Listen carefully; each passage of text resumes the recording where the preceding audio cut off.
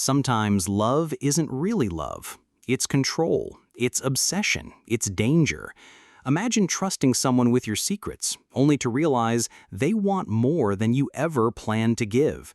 This is the chilling story of the side chick who wanted everything. James Okafor was 42 years old, a respected businessman in Lagos. On the outside, he had it all: a beautiful wife, 2 children, and a thriving company. But James had a weakness. He couldn't resist temptation. That temptation came in the form of Cynthia Nwosu, 28 years old, bold, beautiful, and dangerously charming. At first, Cynthia was satisfied being the secret: the late-night calls, the expensive gifts, the hotel rooms that no one knew about. But soon, it wasn't enough. One evening in her apartment, Cynthia looked James in the eye and whispered, "I want more than this. I deserve more than this."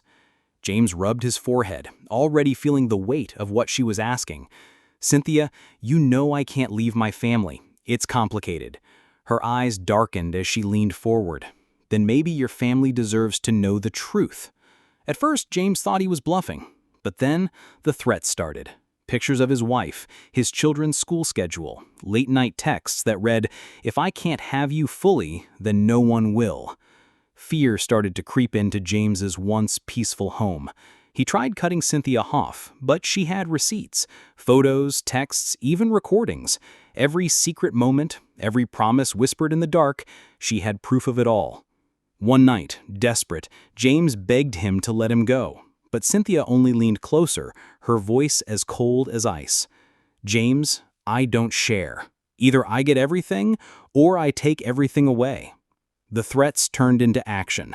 On a Saturday afternoon, Cynthia stormed to James's family home.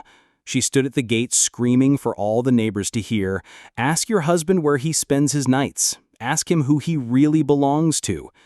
James's wife collapsed in tears, his children stared in confusion, his neighbors whispered, and his reputation, everything he'd built, crumbled right there at his doorstep. But Cynthia wasn't finished.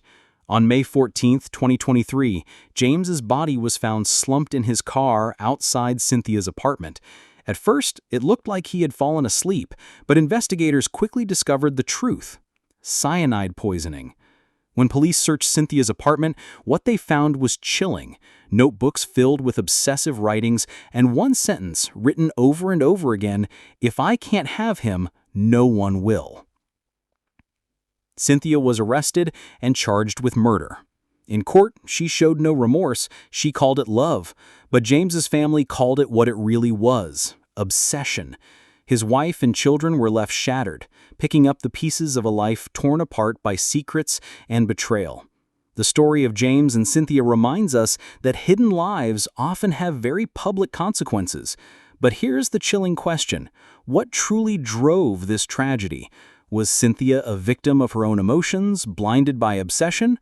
Or was James the one who planted the seed of destruction by living a double life? What do you think? Let us know in the comments below. This is Real Talk, Real Life Stories. Stay safe, stay aware, and remember, not every love story ends the way you expect.